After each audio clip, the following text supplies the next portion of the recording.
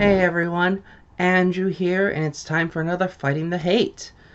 I kind of wanted to do something special for Halloween because, it's Halloween. It's the time of horror stories and horror movies and things of that nature.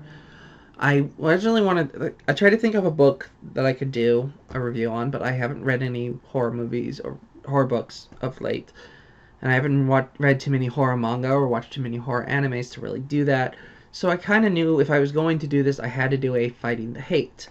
But I was very hesitant, and I'm still kind of hesitant even while doing this, because I know that I wouldn't trust my own opinion about horror films. Because while I like horror films, I've watched a bunch of horror films, I wouldn't call myself a fan of horror films.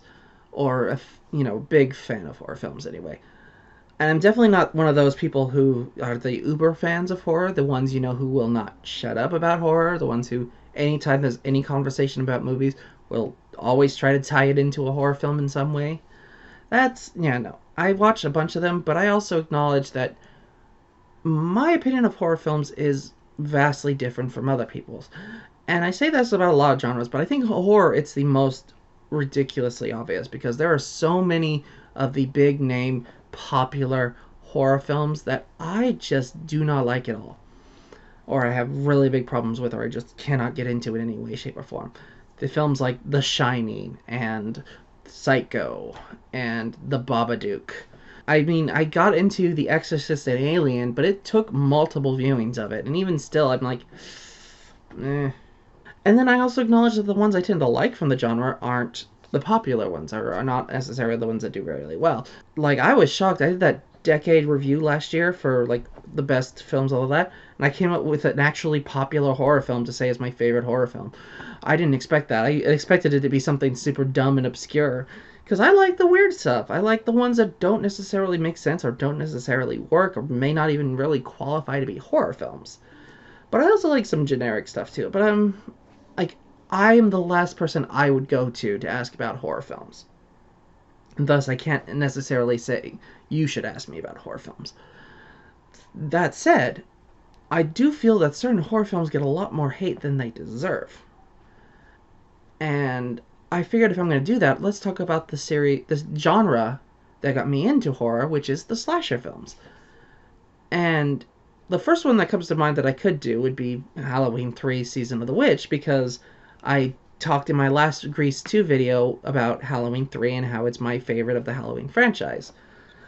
And I considered it, I really did, but I don't feel right in doing that one right now.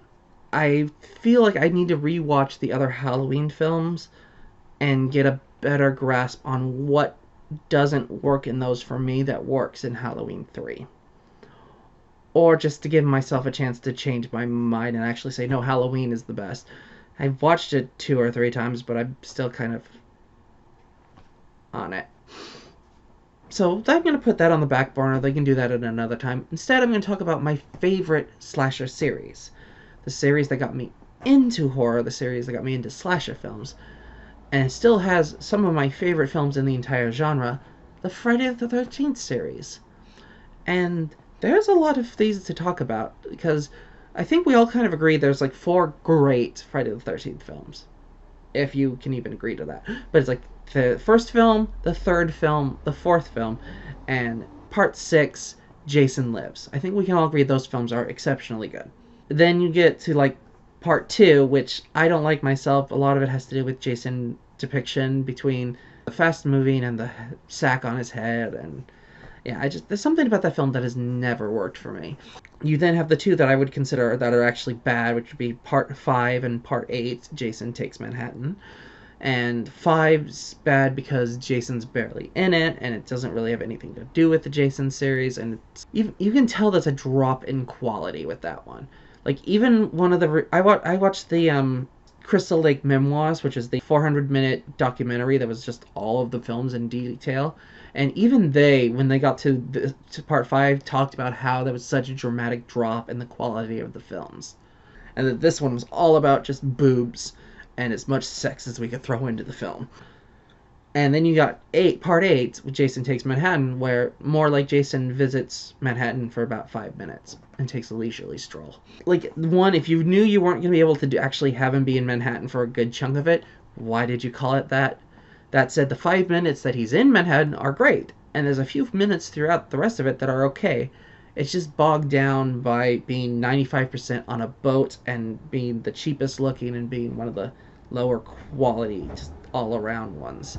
That also, we had the really bad remake, which was terrible, and it was just a really shitty rehash of the first 3 films.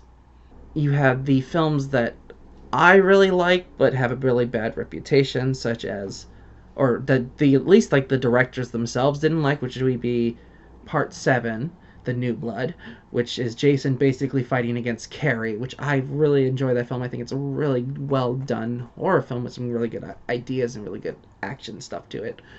And then you have Freddy vs. Jason, which I think is a really good combination of those two characters.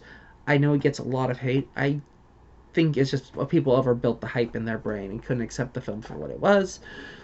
And then we have my personal favorite of the series. I am not joking. Jason X. I love this film. It's my favorite of the series. It's one of my favorite. It's one of my favorite films of all time. Not just horror films. And if this isn't like, oh, it's so bad it's good. No, I think it's a good film.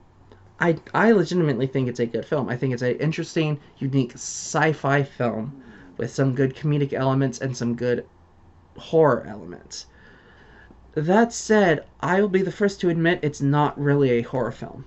It is a sci-fi film with some comedic elements and a little bit of horror iconography. But it's not a horror film. It's not meant to be scary. It is not scary in any real shape or form. I enjoy the hell of it. It has some of the best kills in the entire series for me, between the woman getting her face dipped in liquid nitrogen and then shattered, to the best death in any horror film I've ever seen ever, where Jason beats a girl to death in a sleeping bag by hitting her with another girl in a sleeping bag. It is the best thing ever. I'm not kidding.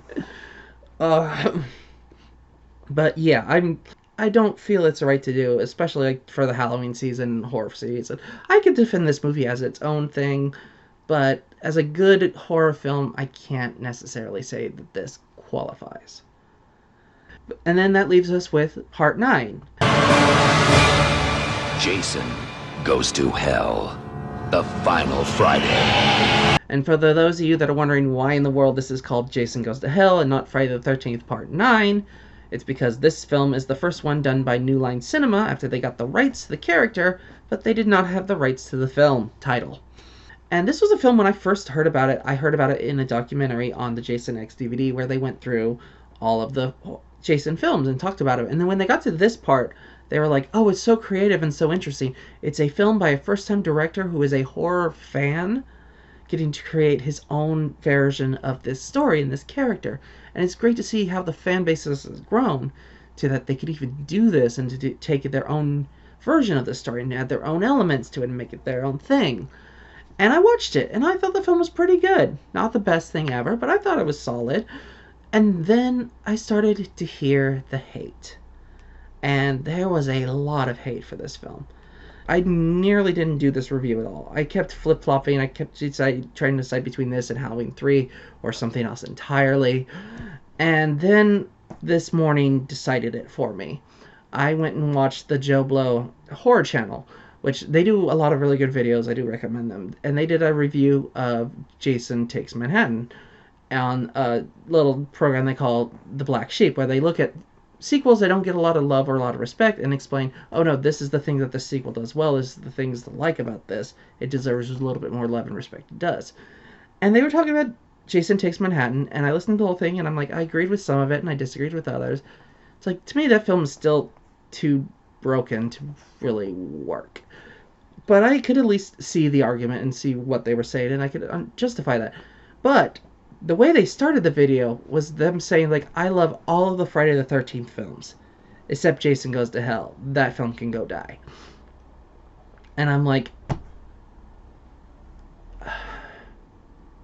well, guess I have to review this one, because You just threw it under the bus for no reason. Now I gotta defend it. It's a film that doesn't need to be thrown under the bus. It's not that bad. It's not even in my bottom 5 Friday the 13th films. Seriously, you think that this is worse than 5 and 8? 5, which didn't even have Jason in it except for 2 really short dream sequences.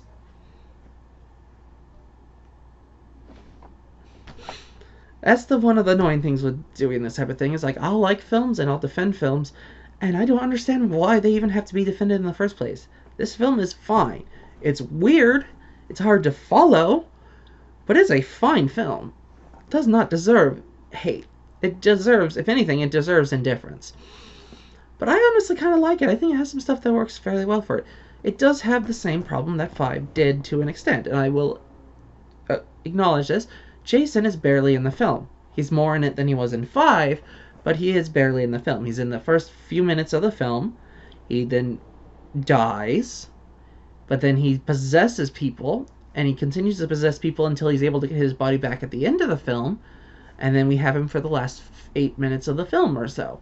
So the majority of the film, he's not there physically. However, unlike 5, where it was a completely different person being a copycat killer, this is still Jason. He's just possessing other people. And he may not have his full range of powers that he had in some of the other films, but he's still crafty and hard to kill and creative and does some really interesting gory kills. So overall, I think that, like, it's that, to me, that's one of those things where it's like, you complain about that, I'm like, did you watch 5? Did you get through 5?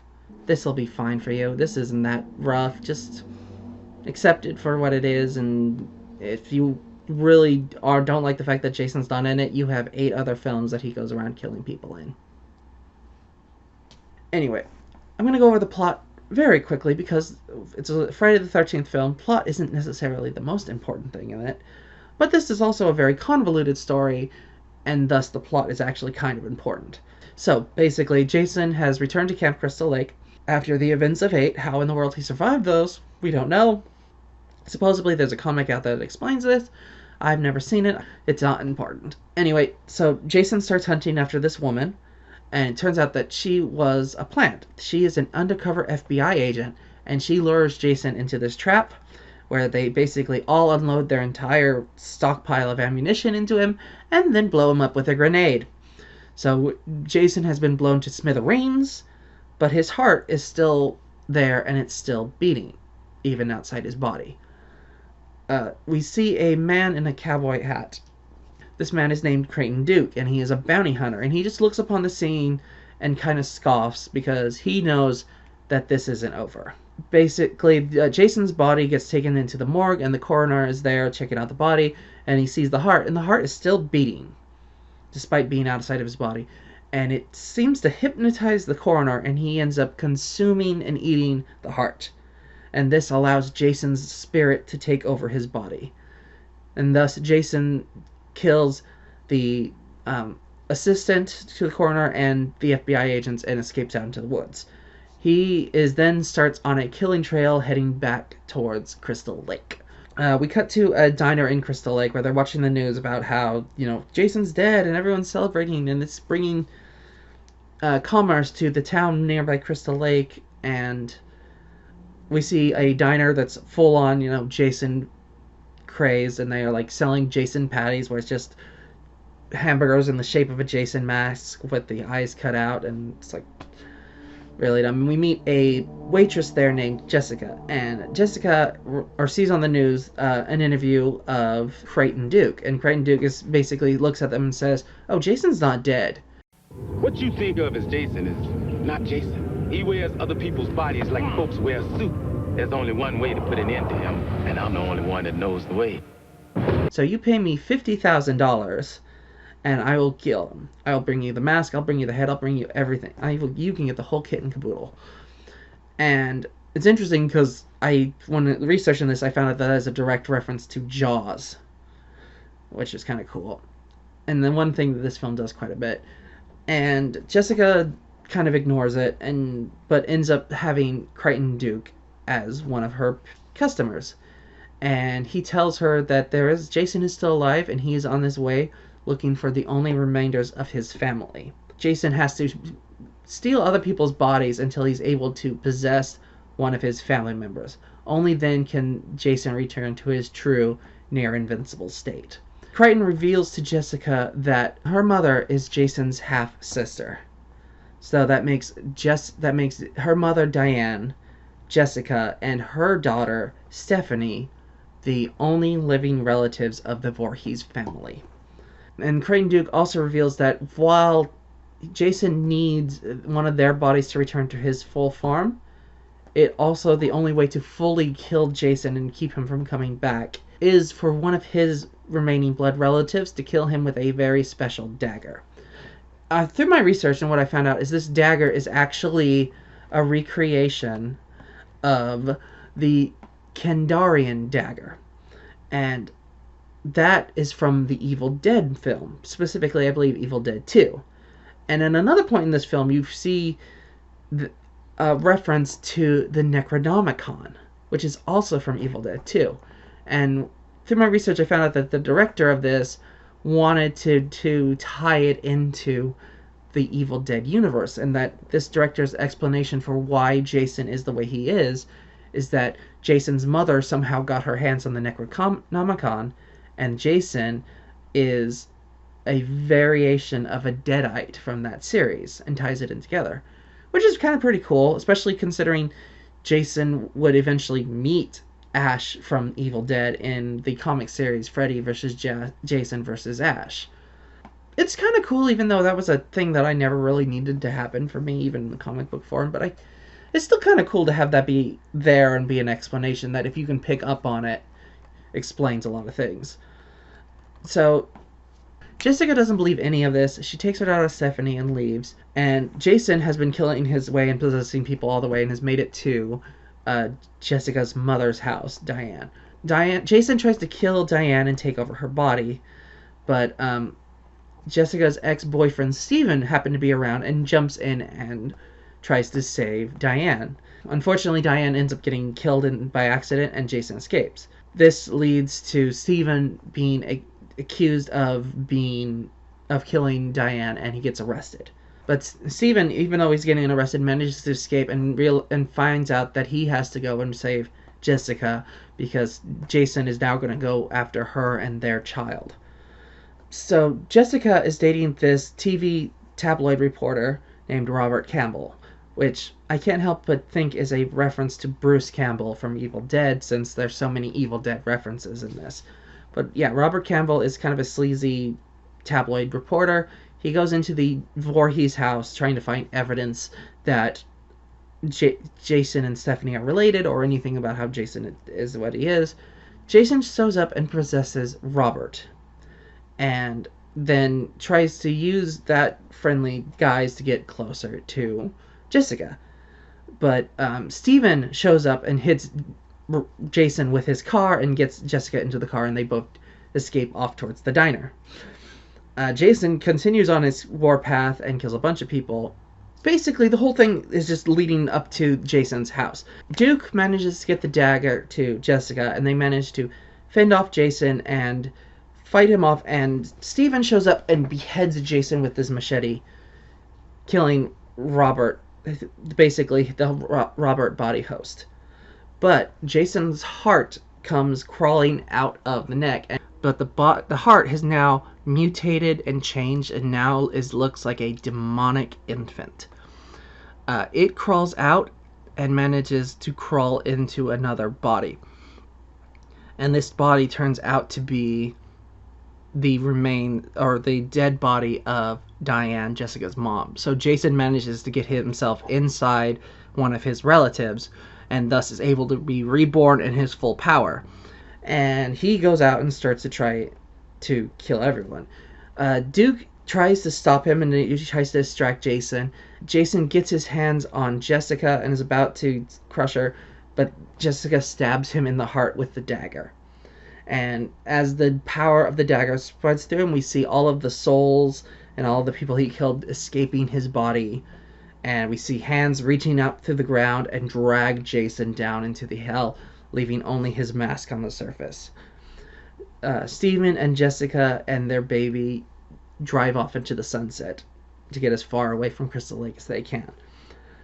In the sunlight, we see Jason's mask sitting on the dirt, and you expect to see someone's hand come busting out and pull the mask down.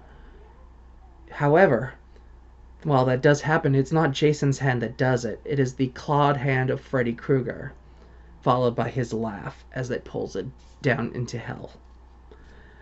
And that's how the film ends. And it does a decent job of setting up what would eventually become Freddy vs. Jason. Granted, it took 10 plus years to make that. But overall, this film is a bit confusing. It's got a lot of plot. There's a lot of stuff that's going in there that's not necessary. There's a lot of explanation for things that definitely did not necessarily need to be explained. But it's also kind of unique. It is the only film in the series that looks like this. It's the only film in the series that feels like this. It's one of the only films in the world that kind of even feels like this. There's not too many horror films like this. And I've heard some of the complaints, and I've listened, and I've read some of it. A lot of it is like, Jason's not in this so much.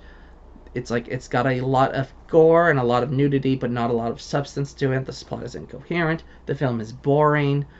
To which I'm like, I would not say this film is boring. I think the story is interesting enough. I think the gore is interesting enough. I liked a lot of the characters in this. Like, I think just Creighton Duke alone is an interesting enough performance and character to make this film worth watching.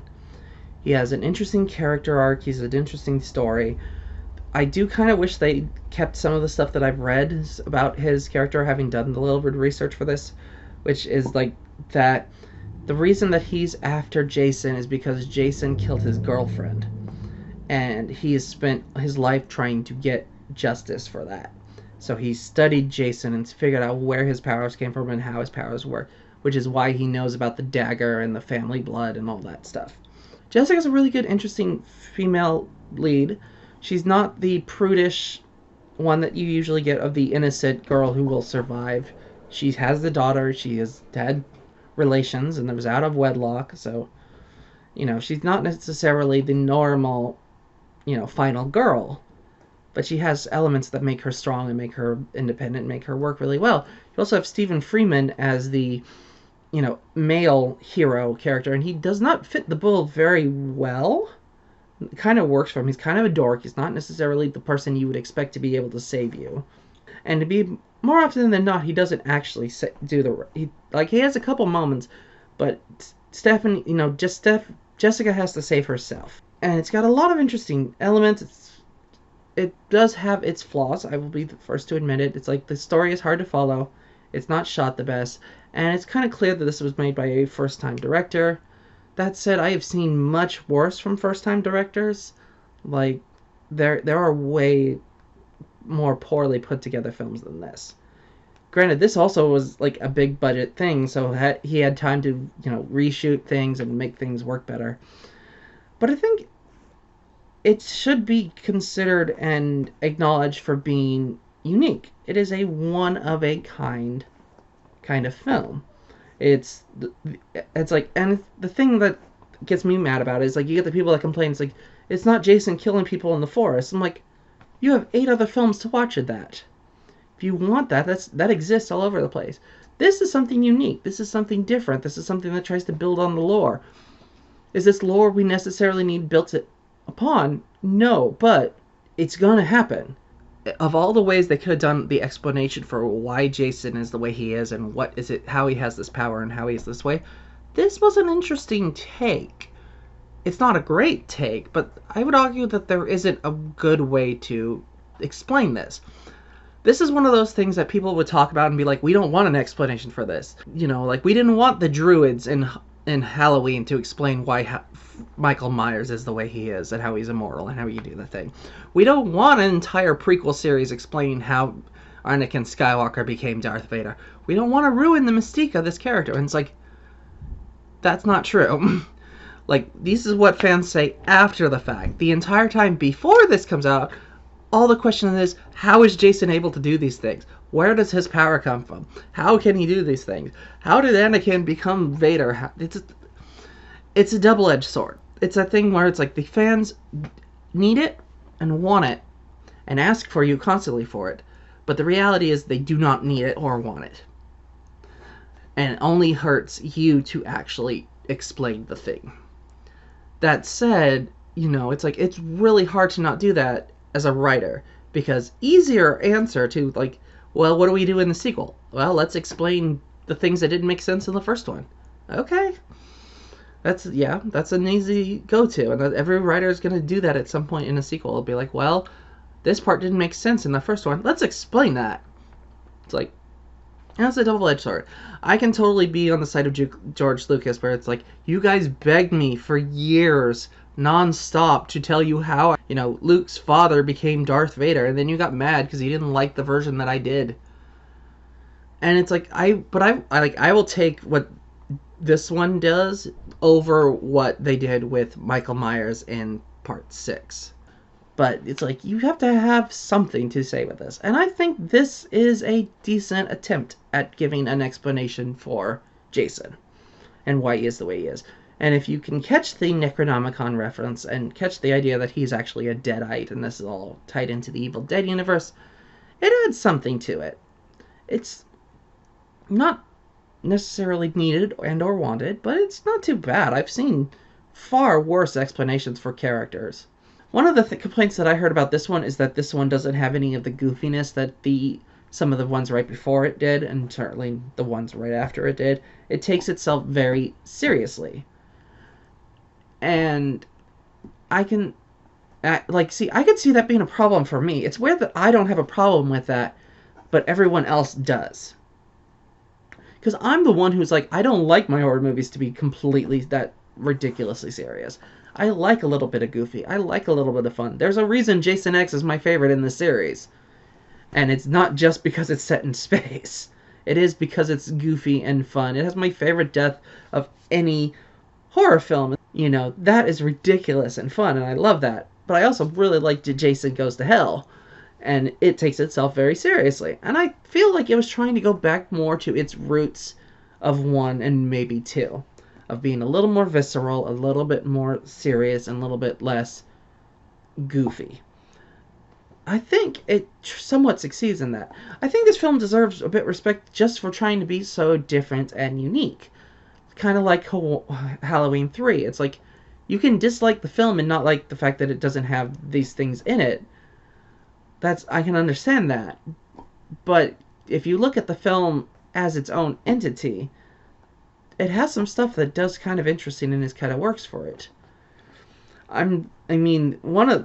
This film is filled with so many references to other horror films. Like, there's a direct reference to The Birds. There's a direct reference to Jaws. There's literal items from The Evil Dead in this. It's clearly made by someone who loves horror movies and wanted to express that. It's just weird to me, because this is the lowest rated of all of the Friday the 13th films. Like, this one on IMDb had a 4.2. Jason Takes Manhattan had a 4.3. Jason X had a 4.4. And I'm like, I get people not liking it. I can completely understand if you do not like this film. Can you really say this is the worst of the series? Really? Like, I would rather watch Jason Goes to Hell than 5 again, than 2 again, than the remake. Like, I prefer it to all of those.